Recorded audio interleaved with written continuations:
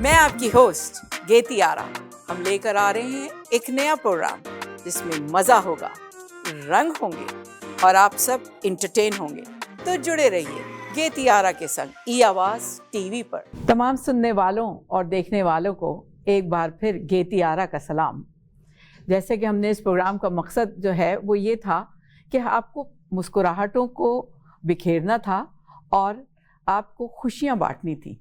तो इसीलिए हमने आज फिर उसी तरह का एक प्रोग्राम लाए। जैसे पिछली दफ़ा हमने एक प्रोग्राम किया था जिसमें मुवाजना किया था आज और कल की उन खुशियों का, उसी तरह हम आज भी बहुत ही मज़ेदार सा प्रोग्राम लेकर आए हैं। मज़ेदार क्यों है ये हम आगे चल के आपको बताते हैं। सही। हमें उम्मीद भी है कि पिछले प्रोग्राम की तरह आप भी इस प्रोग्राम को एंजॉय करेंगे। एक बात बताता चलूं मैं कि ऐसा शायद लगा हो आप लोगों को कि पिछले प्रोग्राम में हमने कल की बेजा यानी आउट ऑफ प्लेस तारीफ की और आज की बिलावजह यानी अनरीजनेबल बुराई, जबकि ऐसा नहीं था। हमने कोशिश की कि दोनों दिन आज और कल में मुवाजना करें और उसमें मजाक का पहलू निकालें, तफरीह का पहलू निकालें, जिसे आप भी एंजॉय कर सकें और हम भी एंजॉय कर सकें। हो सकता है कि आप लोगों ने इकबाल का ये शेर पढ़ा हो और इस हवाले से आपने इस प्रोग्राम को देखा हो, और वो शेर कुछ इस तरीके से था कि आईने नौ से डरना, तर्ज़े कोहन पे अड़ना, मंजिल यही कठिन है बूढ़ों की जिंदगी में। यही तो गलत हो गया। आज अरे अम्मा जिंदा होती तो हम साबित कर देते कि आप भी गलत शेर पढ़ते हैं और हमें शेर पढ़ना आता है। इसमें अच्छा। बूढ़ों की जिंदगी पता नहीं आप क्यों ले आए। वैसे तो ये था कौमों की जिंदगी है। हाँ, अच्छा पकड़ लिया तुमने। हाँ, वैसे भी नहीं हो, है थोड़ा बहुत अदब से, अदब से ताल्लुक है, अदब से हाँ, ताल्लुक नहीं है। लेकिन हाँ, सही। ये कहिए कि मुझे ये समझ नहीं आया कि आप इस कदर वो क्या होते हैं कि बिटर 60 वाले आप फौरन हो जाते हैं, एकदम से गम याद आ जाते हैं। भाई हम तो स्वीट 16 में ही रहना चाहते हैं और उसी का मज़ा करना चाहते हैं।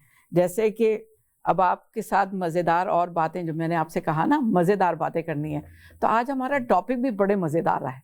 क्यों? क्योंकि हम लेकर आए हैं फूड स्ट्रीट। आप ऐसा ना समझिएगा कि हम पेरिस की किसी स्ट्रीट की बात कर रहे हैं, नहीं भाई, हम तो अपने मोहल्ले और गलियों की उन जगह की बात कर रहे हैं जहाँ आते थे ठेले वाले, या जहाँ हम जाते थे कुछ खाने, यानी ठेले वालों की बात कर रहे हैं। हाँ, बिल्कुल तुमने सही कहा कि आजकल के ज़माने में स्ट्रीट फूड जिसको कहा जाता है, वो हमें उन ठेलों से मुयस्सर होता था। ना सिर्फ ये कि बल्कि आज के अंदाज़ में जो होम डिलीवर्ड होता था एट योर डोर स्टेप, वो भी जो है वो इन्हीं ठेलों की मरूने मिन्नत हमें मिल जाता था, और बल्कि ऑनलाइन भी होता था।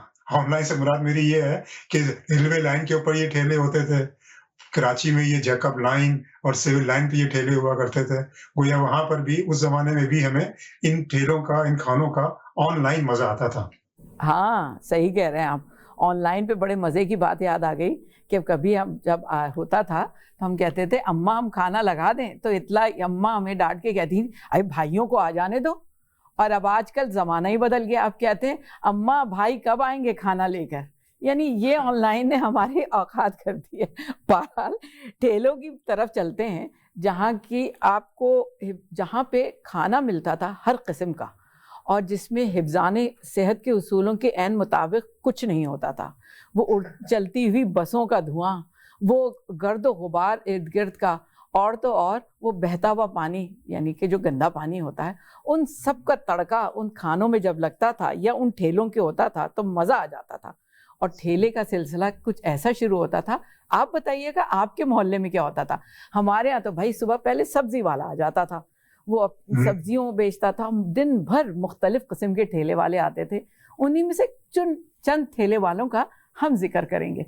तो भाई शुरू करते हैं सबसे पहले मज़ेदार, जिसको कहते हैं ठेले के बारे में। एक क्या आता था, एक ठेले वाला जिसको आजकल के ज़माने में कहते हैं स्वीट पोटैटो।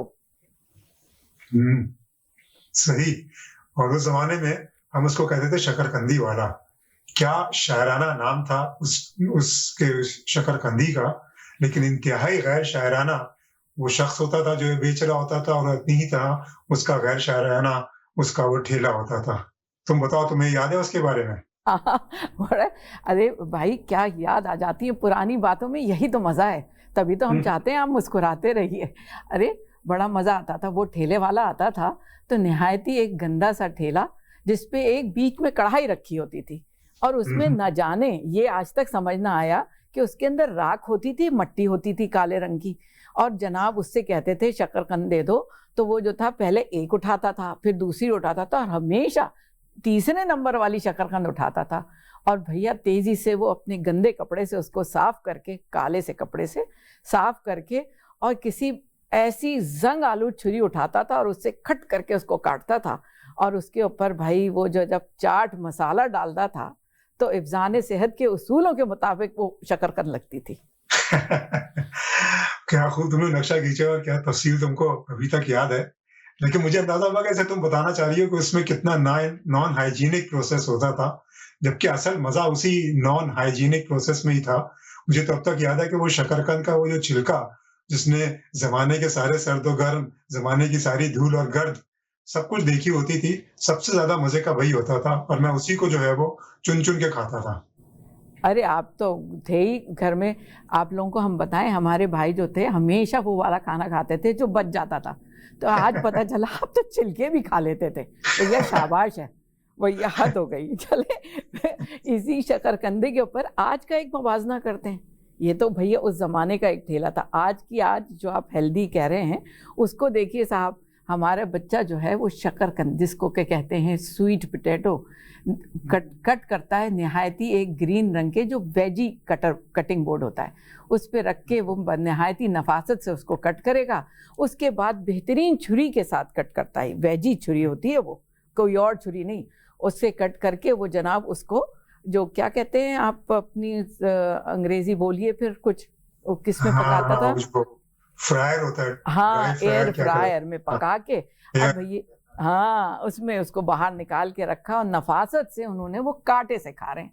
हमें भी इश्तियाक हुआ, हमने जब उठा के उसको खाया तो हमने कहा है बेटा, ना इसमें मट्टी की करकराहट ना धुएं का मजा, आई क्या फजूल चीज तुम खा रहे हो।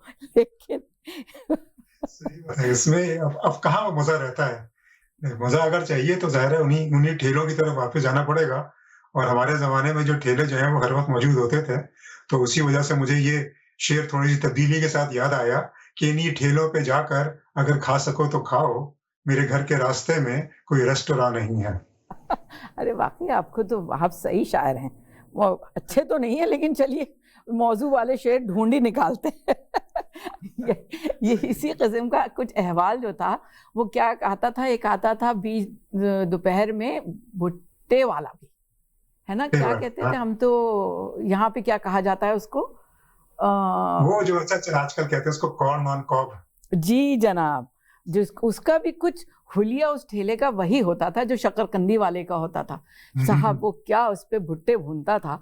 उस भुट्टे भूनने के बाद वो किस तेजी से उसको उठा के 1950 के अखबारों के टुकड़ों में जो उसके पास रखे होते थे, अल्लाह जाने रद्दी से उठाता था, उस पे वो रखता था और किस महारत से उसके ऊपर नींबू और चाट मसाला लगाता था जैसे कोई पेंटर कोई पेंटिंग कर रहा है।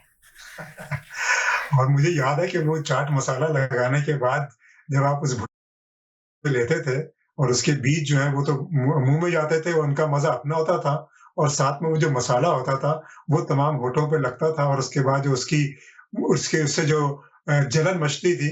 तो मुझे याद आ जाता है कि वो जो रकीबों के बीच में महबूब ने घेर लिया होता है महबूब को, तो वो जैसे बैठे हुए रकीब हैं दिलबर के आसपास, कांटों का है हुजूम गुले तर के आसपास, वो कैफियत हो जाती थी। वो बिल्कुल सही कह रहे हैं। लेकिन मज़ा आता था कि उसमें एक उस बीच दोपहरिया के जून, मुझे याद है, आप लोग बताइएगा आपके यहाँ भी इसी तरह के ठेले वाले आते होंगे। बीच दोपहरिया के जून भाई एक वो आता था जो आजकल किसी वेदर यहाँ ज़माने में मिलता है, कैंडी केन। यहाँ आके पता चला कि वो कैंडी केन कहलाता था, हमें आज तक ना पता चल सका। वो आता था एक आदमी लंबे से बांस पे, एक रंग बरंगी सी अल्लाह जाने वो शक्कर नुमा चीज़ उस पर लिपटी होती थी और भैया वो उसको बेच रहा होता था जिसके ऊपर दुनिया की गर्दो गुबार जमी होती थी, जिसका बाद में आपने मुझे बताया कि नहीं वो उस पर थैला लपेटता था। अब भाई आज पता चला, जैसे कैंडी केन पता चला, आज पता लगा वो थैला इसलिए लपेटता था क्या कि गर्दो गुबार की मैरिनेशन हो सके उसके अंदर। मुझे खैर इतनी तफसील तो याद नहीं, लेकिन ये जरूर याद है कि वो उससे फिर झाड़ू के तिनकों के ऊपर कैंडी को तोड़-तोड़ के लगाता था और बड़ी महारत से, वाक़ई में बड़ी महारत से वो चिड़िया बनाता था, हुक्का बनाता था और फिर जो है हम उसको लेकर चूसते हुए घर आते थे, चाटते हुए घर आते थे। यही इसीलिए तो और मज़े की बात ये कि वो तो जो बनाता था, वो जिस कदर वो उस अपनी गंदी हथेली पे उसको मसल-मसल के बनाता था, तो आज समझ आया कि सही मानों में हाथ का मज़ा होता है खाने में। बल्कि मुझे याद आया इसी पर एक और मुहावरा जो कहते हैं कि पैसा हाथ का मैल होता है, तो मैं सोच रहा हूँ कि पैसा तो हाथ का मैल होता है, लेकिन हाथ का मैल खुद क्या होता है? तो अब समझ में आया आज की ज़बान में कि वो जो हाथ का मैल था, वो असल में उस कैंडी में ऑर्गेनिक इंग्रीडिएंट का इज़ाफ़ा करता था। कोविड ने बहुत कोशिश की, जब कोविड आया तो बड़ी हुँ, कोशिश की गई कि सबको ग्लव्स पहना दो, मास्क पहना दो। मैं आज भी इसी सोच में हूँ कि क्या वो कैंडी वाला या वो शक्करकंदी वाला, क्या वो ग्लव्स पहनता था? अभी भी पहनता होगा? हाँ, बल्कि ग्लव्स पे ही मुझे फिर मुस्तफ़ा ज़ैदी याद आ गए कि उनका शेर उनका अब मैं अपने अंदाज़ में कि मैं किसके हाथ में ऑर्गेनिक फूड तलाश करूँ, मैं किसके हाथ में ऑर्गेनिक फूड तलाश करूँ, तमाम शहर ने पहने हुए हैं दस्ताने। आपको तो फ़ौरन एक मज़े में कहीं और निकल जाते हैं। अभी हम ठेले के ऊपर चलते हैं, फिर एक ठीक। ठेले के ऊपर रात मख़सूस एक आता था रात में मूँगफली वाला। हाँ, आपके हाँ, हाँ, मोहल्ले हाँ। में भी आता होगा। अरे भई वो क्या उसकी सोंधी-सोंधी खुशबू हर तरफ फैल जाती थी और दिल हुँ, दिल होता था बस तड़प के बाहर दौड़ो और जैसे ही दौड़ने पे खड़े होते थे, तो अम्मा से डाँट पड़ जाती थी। अम्मा कहती थीं, "अरे! काहे के लिए लड़की ज़ातो घर में बैठो, भाई जाएगा।" तो फिर आप फँसते थे और आप मूँगफली लेकर आते थे। ओहो! गजब मूँगफली। आप बताइए आपके मोहल्ले में वो कब आता था? वाह, वाह! वो जो मज़ा होता था आजकल के और फिर हमें एंटरटेनमेंट मिलता था, उसको किस तरह से एन्जॉय करते थे उस मूँगफली को। भई कभी साल में 1 दफ़ा इजाज़त दी जाती थी पिक्चर देखने की, तो सब हुँ, बैठ के वो मूँगफली एन्जॉय करते थे। आजकल के ज़माने का क्या है, वो तो पॉपकॉर्न और मूवी, होता वही सब है, लेकिन हुँ, पॉपकॉर्न और मूवी उसको एन्जॉय नहीं करते हैं। वो होता है एक पार्ट ऑफ एक स्केड्यूल्ड है कि प मूवी होगी तो पॉपकॉर्न होगा। हम तो ये हुँ। करते थे कि मूँगफली होगी तो सोचेंगे अगर मूवी लग गई और उस सही मूँगफली बात। खाते-खाते गरम-गरम मूँगफली में अगर उस वक़्त वो जली हुई मूँगफली आ जाए, तो सब भाई को ऐसे देखते थे कि लगता था कि भाई ने वो का मूँगफली जली हुई उसके अंदर डाली है। हाँ, मुझे याद आया कि मूँगफली के हवाले से वो जो एक गालिब का एक लतीफ़ा है जो आम से मंसूब है, उसी किस्म का एक लतीफ़ा हमारे साथ भी हो गया। वो हुआ ये कि हम लोग सब मूवी देख रहे थे, फ़िल्म देख रहे थे और फ़िल्म के साथ-साथ मूँगफली भी खाई जा रही थी। तो उसमें ये हुआ कि मैंने मूँगफली खाने के दौरान जो है वो अपने छिलके जो हैं, हमारे बड़े भाई साथ बैठे थे, उनके सामने रख दिए और फिर थोड़ी देर बाद मैंने शिकायत की कि अम्मी, सारी मूँगफली जो है वो भाई खाए जा रहे हैं, हमें कुछ मिल ही नहीं रहा है। तो भाई साहब जो थे वो भी हमारे बड़े भाई थे। फौरन पलट कर बोले, "अच्छा तुम मूँगफली भी खा रहे हो और छिलके भी खा रहे हो साथ में?" अरे! कितनी पुरानी बातें याद आ रही हैं। आप लोग बताइए, आप लोगों को भी यकीनन ये सब बातें याद आ रही होंगी। अरे! एक हुँ, संजीदा नोट के ऊपर चलें आप कभी-कभी अच्छी बातें भी कर लेते हैं। हालाँकि अम्मा कहती थी, हम तो नहीं मानते थे। लेकिन चलिए, ये आज मैं सोच रही हूँ जैसे मैंने ग्लव्स की बात की, मैं ये भी सोच रही हूँ कि ये जो जर्म्स थे, हमें हुँ। तो बहुत हमें लगा हमारे लिए बहुत अच्छे ही साबित हुए वो। सही कह रही हो। एक्चुअली अगर बात करें तो हम लोगों को अपने ज़माने में ये जो तुमने सारे नक्शे खींचे हैं, इसमें हर किस्म के बैक्टीरिया से वास्ता पड़ा हमारे जिस्म को और उसकी वजह से हमारे जिस्म में इम्यून सिस्टम बड़ा अच्छा डेवलप हो गया। अब छोटे-मोटे जरासीम, छोटे-मोटे बैक्टीरिया जो हैं, वो हमारा कुछ नहीं बिगाड़ते हैं। जबकि आज के बच्चों को अगर देखो, इवन जब वो पाकिस्तान आते हैं और पानी भी पीने की कोशिश करते हैं, तो पेट खराब हो जाता है। तो इससे मालूम होता है कि छोटे-मोटे बैक्टीरिया जो हैं, वो उनके लिए बहुत बड़ी हैसियत रखते हैं, जबकि हम वो जो उस ज़माने में एक इश्तिहार आया करता था दवा का, एक्सो का, तो हम जो है उस ज़माने के लिहाज से लक्कड़ हज़म और पत्थर हज़म हो चुके हैं।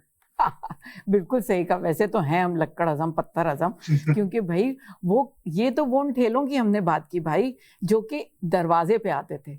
अब हुँ, साहब हुँ, एक वो ठेले होते थे जिनकी तरफ जिसको कहते हैं ना प्यासा कुएँ के पास जाता है, जिसकी हुँ, इजाज़त हुँ, बहुत शादो नादिर ही मिलती थी तो जाया करते थे। उसमें कौन था चाट वाला था, उसमें हलवा पूरी वाला भी था और उनमें एक था हुँ, बन कबाब वाला।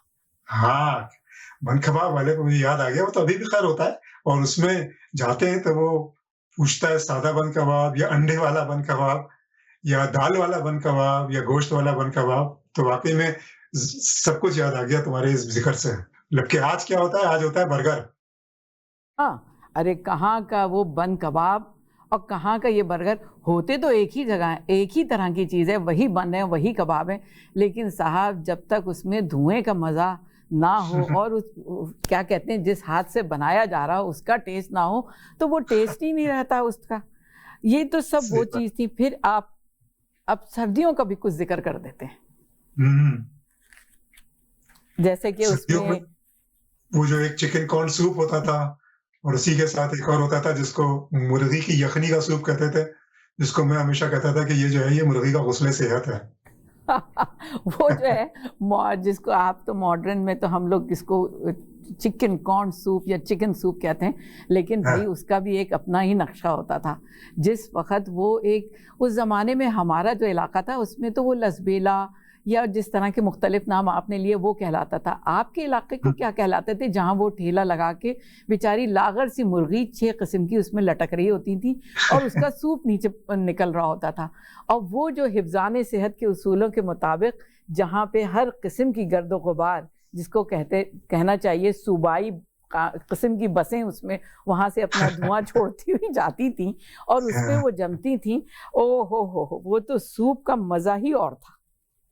सही कह रही हो। लेकिन उसका आजकल हमें जो है, मुझे लगता है कि उस सूप की वजह से अम्मा से डांट भी बहुत पड़ जाती थी, लेकिन हमेशा आप ही को क्या कहना चाहिए, क्या कहते हैं वो खाने के एतबार से, कि आप ही को मुर्गा बनाया जाता था कि भाई ले गए थे। डांटें बहुत पड़ती थी वो जो सब सूप पीते थे।